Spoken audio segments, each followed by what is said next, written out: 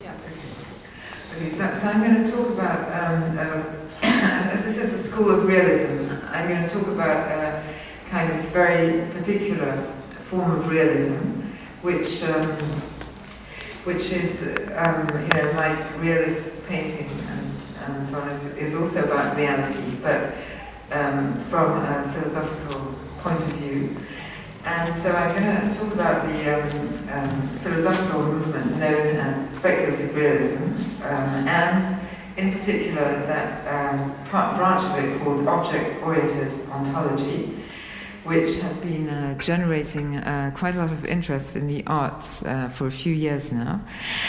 And so these philosophical movements, they mainly set themselves up in opposition to correlationism, which is the theory that we only have access to things as they appear to us and not to things in themselves.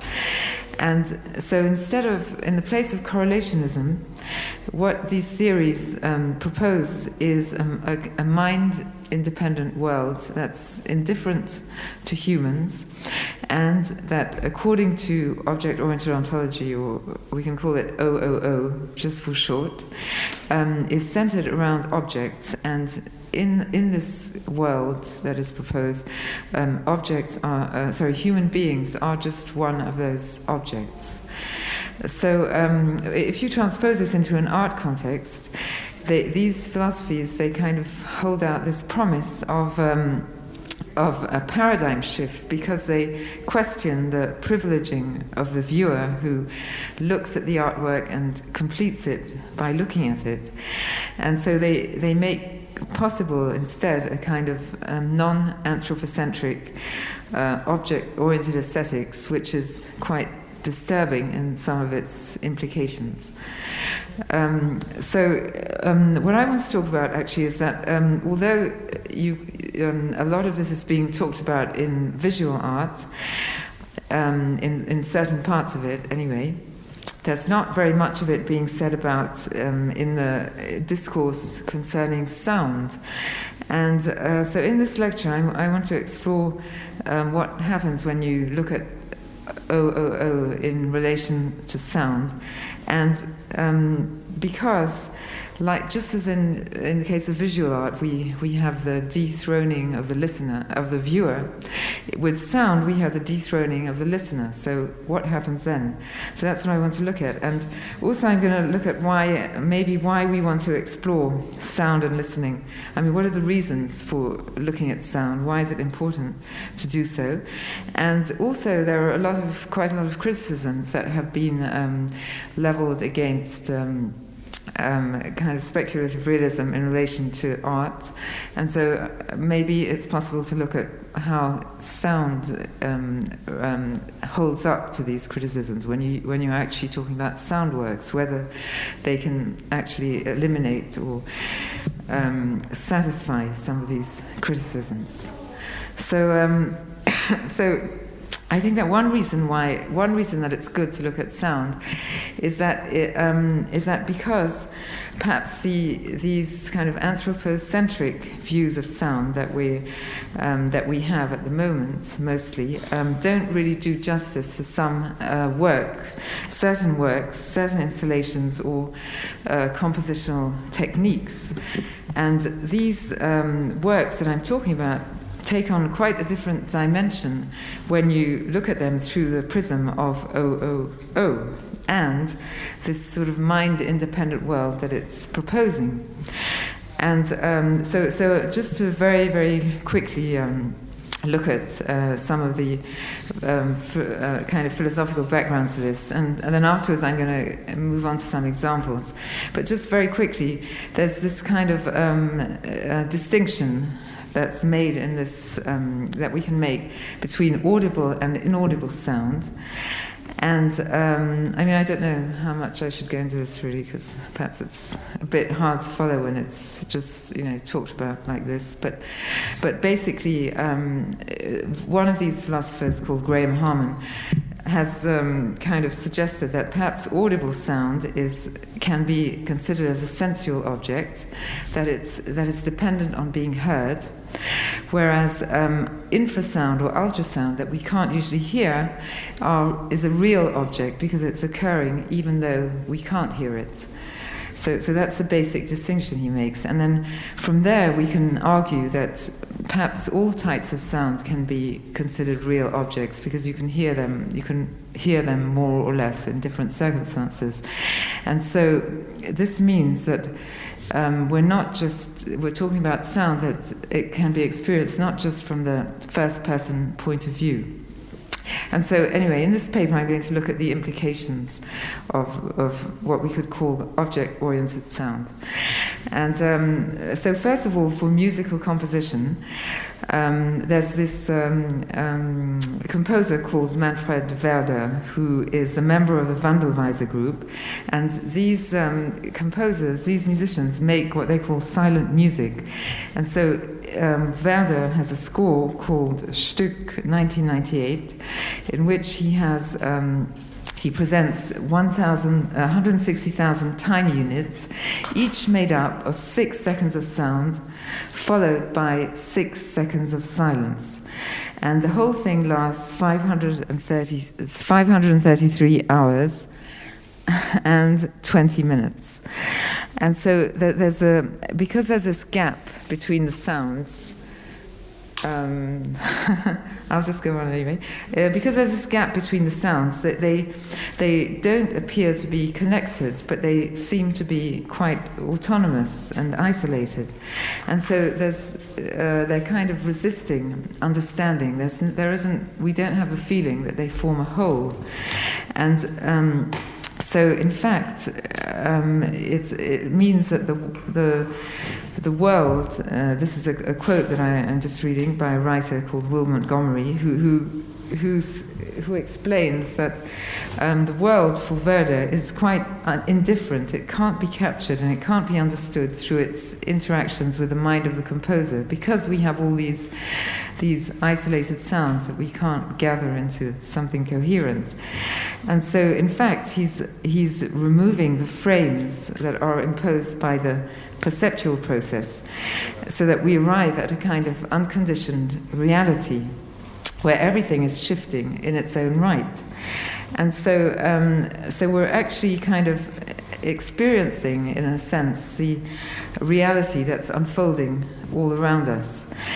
And also Werder is particularly interested in high and low frequencies, which affect us even when they're inaudible, and that show us that our feelings and our sensations are shaped by phenomena which we can't really, which we're not aware of. And so for Werder here we have this sort of inaudible sound which can also kind of shape our thoughts and sensations without our knowing it. And so as we can see, there's this emphasis on autonomous phenomena, which is a bit like what we were talking about with the concept of real objects earlier on. And then there's also the example of Alvin Lucier, whose composition, still and moving lines of silence in families of hyperbolas, is based on interference patterns among the sine waves. And here we get lots of different kinds of sounds. And here too there's an emphasis on not so much on the listener, on the focus on the listener, but there's a kind of sound is propagating outwards, and so away from the listener. And so here too there's a kind of shift away from human subjectivity to the primacy of sound. I'll just move on a bit, yeah. And then also, I just want to add something to this use of the term object, which is that the objects, perhaps, doesn't really take into account the fact that sound occurs over time. And so we can also use something that another object-oriented philosopher, Levi Bryant, has pointed out, which is because he looks at at not so much at objects as at human independent objects, but that he looks at in a temporal sense. And so here we've got objects that are also mind independent, but that last over time and that come in and out of existence. And that's also a little bit how intuitively we consider sound. So that's also another way of kind of linking sound to these philosophies. And then there's quite an interesting musician called Michael Pizarro, who is also part of Wandelweise, and who also talks about this relationship to a kind of autonomous reality when he's making music. And so he says, I quote, "There are some kinds of musical indications in the composition of Christian Wolff, of a composer he's talking about, but nothing is said about where to begin. And this means that in one performance, a musician might begin in one place, and he might then follow a particular path. And then after that, he might just follow another path. And my point about this is that the experience of this music starts to make us aware of the contingent circumstances of the score. Because when you're playing a piece like this Wolff composition, you have the sensation that you've become unstuck in time and that you can trace multiple pathways at once. And so when it succeeds, there's a sense that you're riding on a sea of chaos, and that the whole net has been quite delicately woven from a set of once-only circumstances. I feel that this has a lot of implications for how we write music, because how do we make music when we are interested in this moment that things could have been otherwise? So here he's kind of referring to a kind of chaos and to events that lie outside the musician's control, which is also part of this idea of object-oriented sound. And then there are also certain forms of digital art that complicate these processes. And so there's, for instance, a writer called Eleni Ikoniadou, who in her book, The Rhythmic Event, she's talked about ways in which some recent digital artworks look at these kind of contingent forces that exist outside the periphery of sound. And so she takes as a starting point the concept of rhythm that's very abstract, and she uses it in order to explore what she calls non-human modalities in digitized sound. And so perhaps I'll just give some examples which might make it a bit clearer. So first, there's an audiovisual installation called The Dark Side of the Cell by a nanoscientist, Andrew Pelling, and a media artist called Anne Niemitz. And they explore cellular sound, which is the sound of living cells, which are the smallest building blocks in the universe. And so this piece consists of a few small speakers and cell sculptures in a dark room, and then they use an atomic force microscope, or AFM, with a silicon tip attached to it, sort of a bit like a record player, which scans the surface of the sculptures and records their topography. And so like the needle of a record player, it plays the cell, in a sense, by feeling the oscillations that take place. And so these electrical signals are then amplified by the speakers, and they become audible. And so we have these audible sounds, but there's also this very rich kind of nano world that is lying behind them. And it's a kind of world that we can't really observe or interpret, and we can't hear normally either. So what Ikoniadou has to say about this is that the coupling of this instrument, this kind of needle and the cell, isn't only extrapolating, large, small, tiny sounds to make them audible, but it's also exposing these quite obscure zones of experience. that can be considered as non-human because we're not aware of them.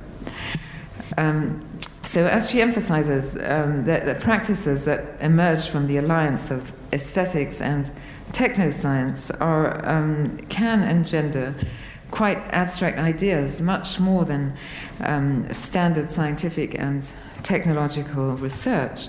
And so these ideas can generate uncertainty and speculation rather than conviction and certainty. And also it's all about harnessing these forces that we can't really feel, beyond sensory perception.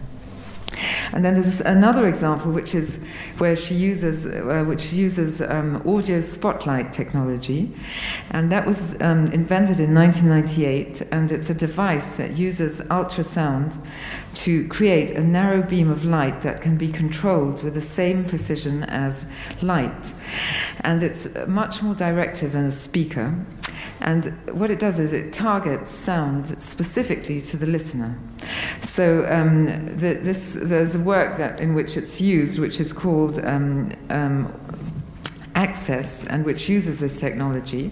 And so what happens is that when the sensors perceive a moving body, or actually it's a camera in this case, then the spotlight falls on the person who hears these kind of whispered commands and encouragements and threats. It could be either. And doesn't really know what's happening, and so he's pursued by this spotlight, and which is quite disorientating.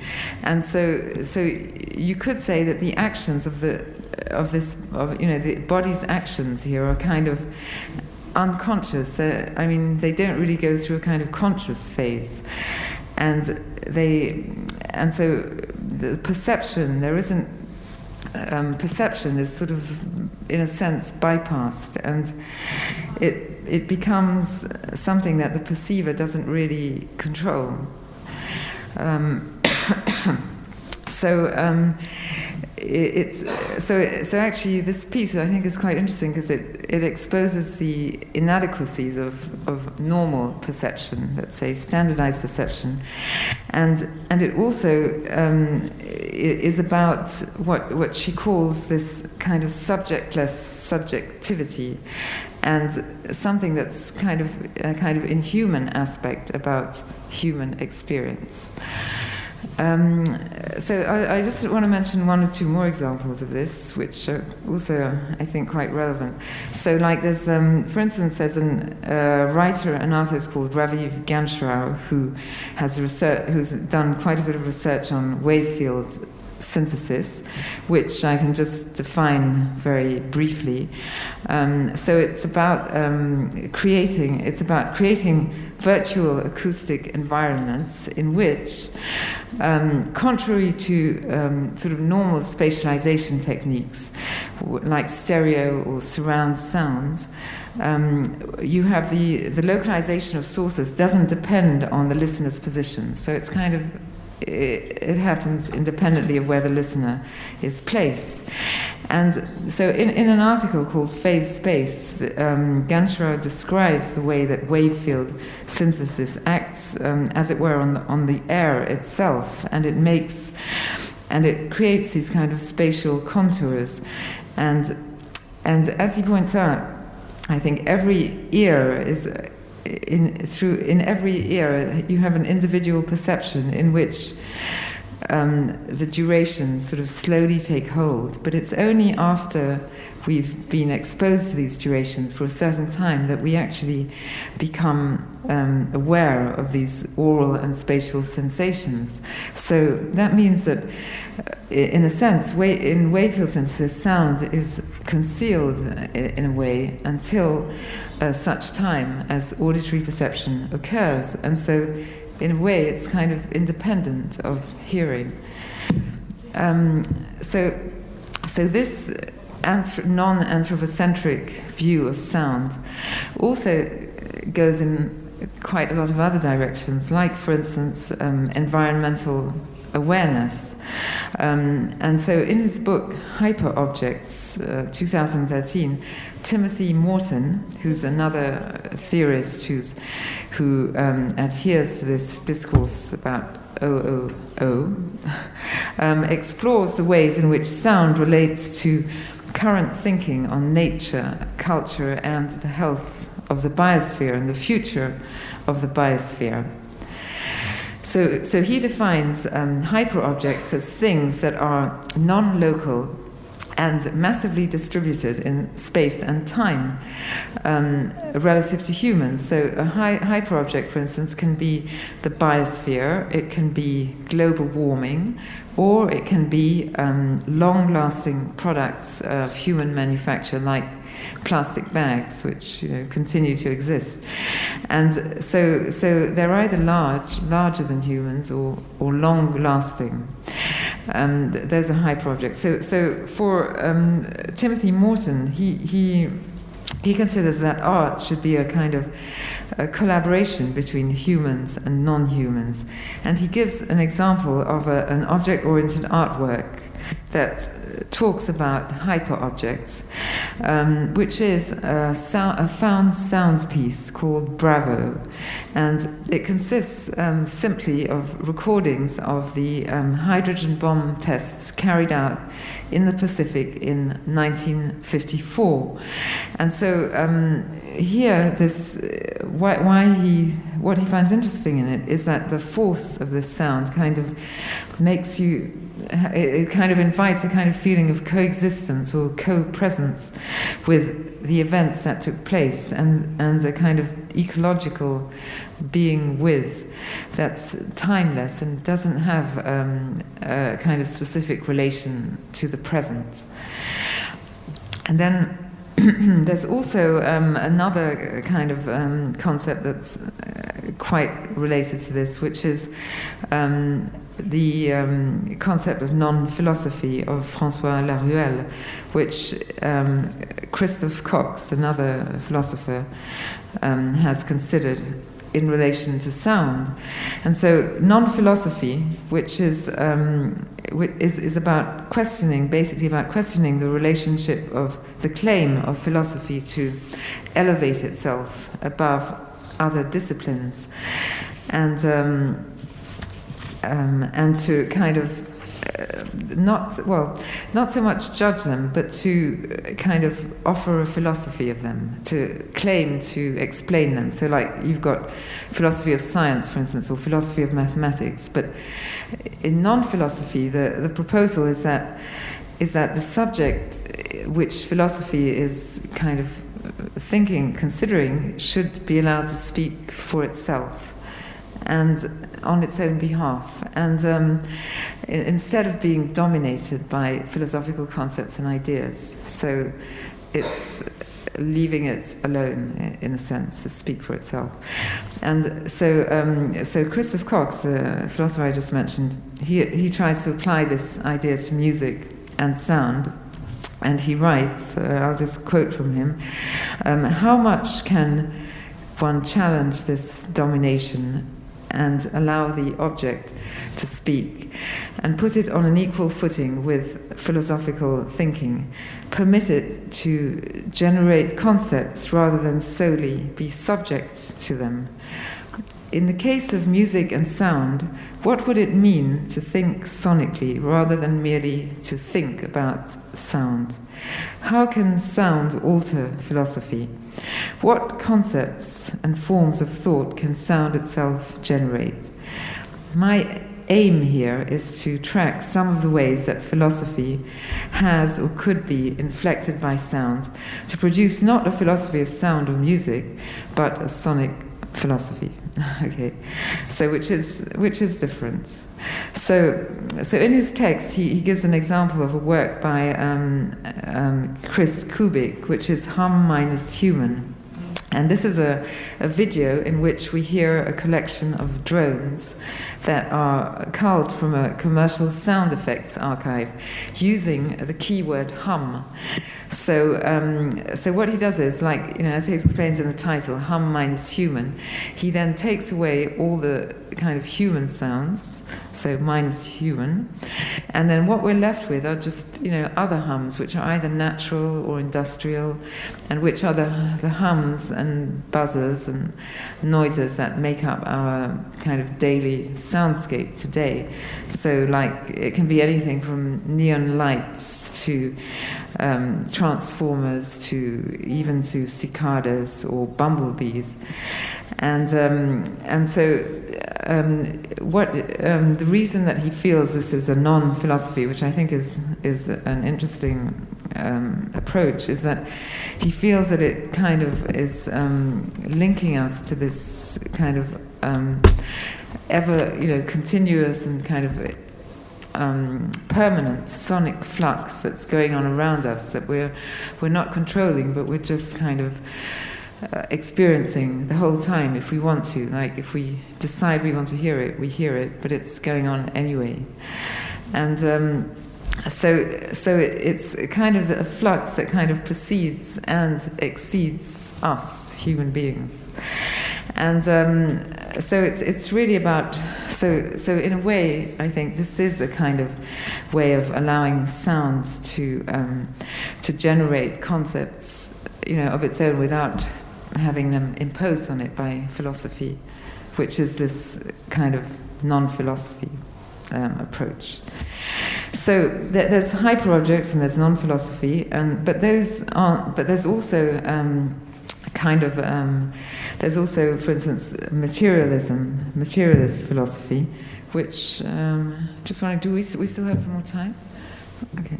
So there's also, and I just want to talk about a little bit, is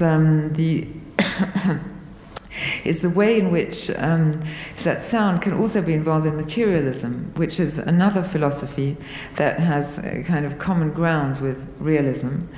And so it's actually quite important because, as the editors of this anthology that I just mentioned point out, I quote, "Despite their differences, these philosophical stances propose that thought can think outside itself, and that reality can be known without its being shaped by and for human comprehension."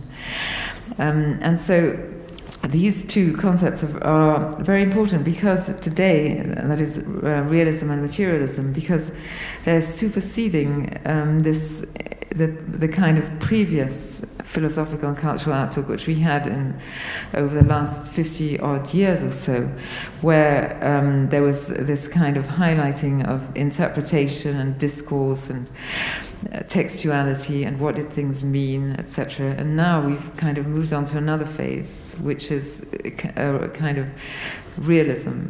So this is all part of it, in fact. So just very quickly, how does sound tie in with the concepts, with these concepts of materiality? Because, like, how can we sort of think about an immaterial medium like sound as something material, which seems obviously quite contradictory.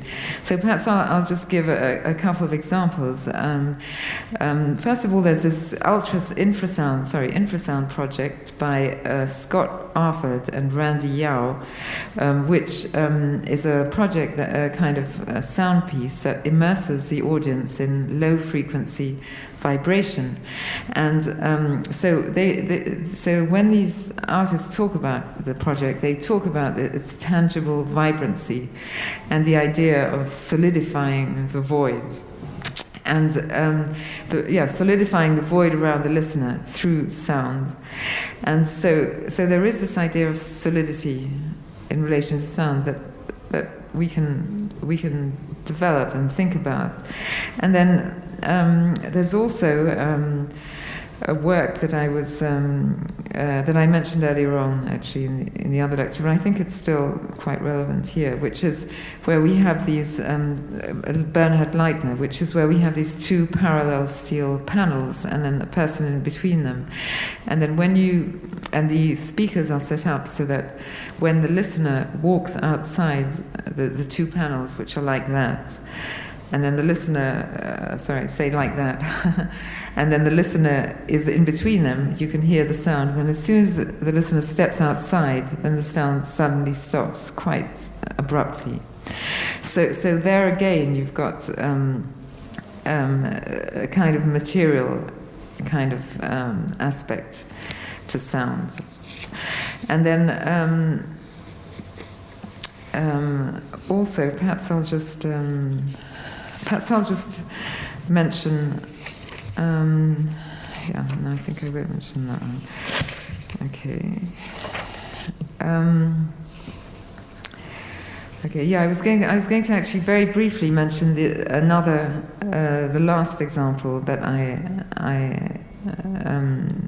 mentioned earlier on, which is about this kind of ceiling of sound, as it were, with these work which is called pneumatic sound field, in which we have these valves that emit compressed air. And here we've got a kind of overhead space where the sounds create a kind of ceiling above the listener's head. And so there again we have something that's very dense and an emphasis on the material rather than the immaterial. So there's also, I think, another, perhaps, I think what's interesting actually about these works is that they have this kind of, it's like we're studying the material aspect of sound, which is in a way comparable to these, for instance, these different exhibitions that have been taking place recently at the Friedrichianum in Kassel, where we had work that looks at the materials making up objects, at their material qualities, their colors and their textures and their densities. So I think that in sound you can have a kind of something kind of equivalent, where perhaps with these pieces I've just mentioned, we're also looking at the texture and the density. And so perhaps there's also this relation to material, to materialism. And then I'd like to also mention actually another work, which is about how sound can also affect objects, which I think is also important. So that's an artist called Dawn Scarfe, a British artist, and she uses the phenomenon of resonance and as a way of giving objects, mute objects, of course, a voice and a new dynamic. And so what she does is she tries to evoke the material through the audible and show that one sense can be used to enrich and reinterpret the other. So I'll just explain what that means with an example of her work, Lenses, 2010, which is about the sound that's produced when you rub a finger along the edge of a glass. And so this piece consists of 20 or so different shaped wine glasses, and each of them produces a different pitch. And so these sounds are recorded with a stereo microphone, and a soundtrack is created from the individual recordings. And so when she exhibits the work, she puts the glasses on a wall with their stem at right angles, so they're sort of coming out at us. And there are little speakers attached to the edge of each glass, and so they each play their sound, the soundtrack of the sound that they produced when she played them. And each glass resonates more when its own sound is played. And so that's, I think, quite an interesting phenomenon, which shows how sound can influence our experience of texture and depth and temperature and movement, because the glass resonates more when it's its own particular resonance. So this piece also raises quite a lot of interesting questions. Can the properties of sonified objects, their shape, thickness and density, can these properties be heard in the sound that they produce? In what way does a sound relate to the object that produces it? What role does imagination play in the process of perception? And can sound prolong and reinforce and even materialize the physical presence of the glasses beyond their physical limits? So she kind of raises all these questions in the work, and I'll just move on a little bit.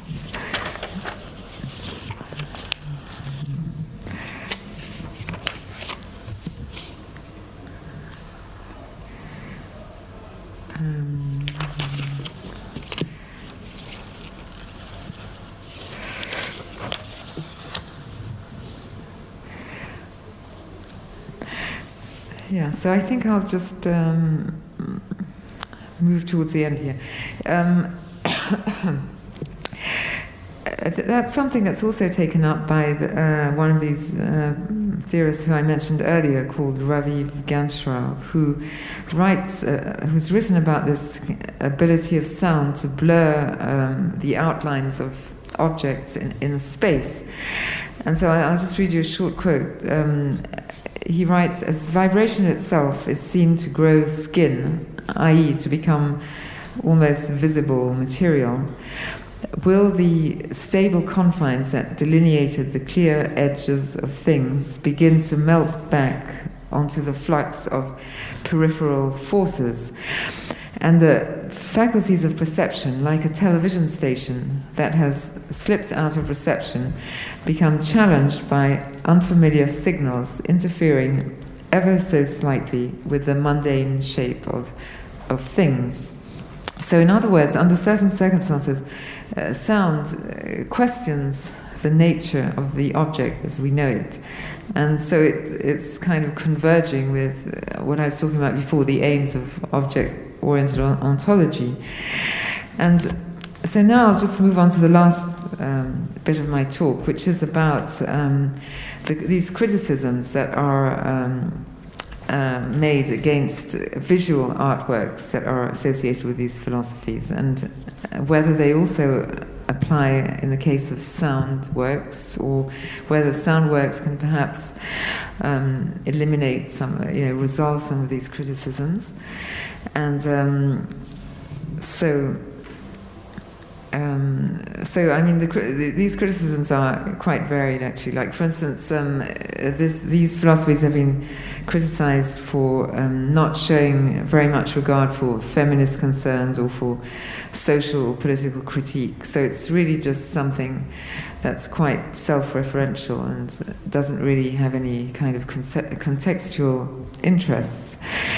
And then also the exhibitions that it's inspired have also been criticized because they're sometimes quite literally just applying philosophical ideas or misreading them, or being quite reductive, or just turning around one or two basic ideas, and that they're completely cutting themselves off from art history, and that that it's more about experience and sensation and looking, and appearance and that kind of thing, rather than meaning or significance, interpretation. Like, people just, taking it to extreme, don't need to think anymore, basically, when they look at an artwork. So this is actually quite an important claim, the last one in particular, because these new forms of realism and materialism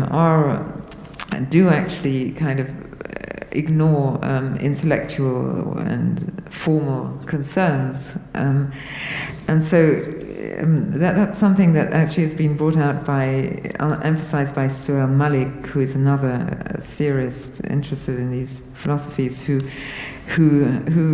confirms that an emphasis on materiality in art carries with it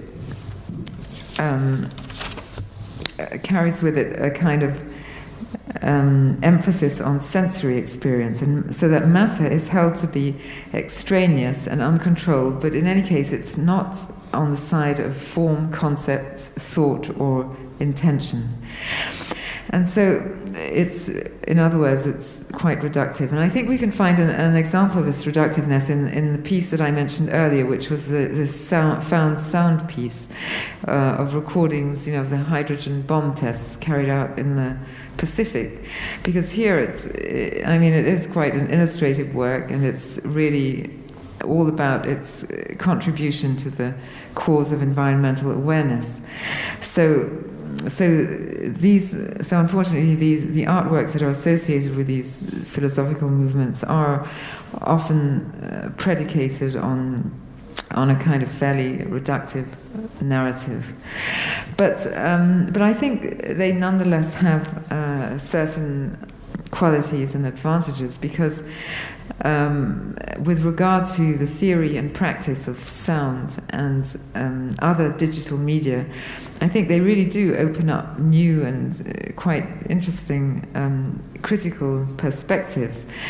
For instance, from the point of view of sound practice, they introduce they bring in a lot of alternative standards and alternative fields of research for musical compositions, like we saw in the case of Manfred Werder, with those kind of long silences in between the sounds, and then Alvin Lucier and others that I've mentioned.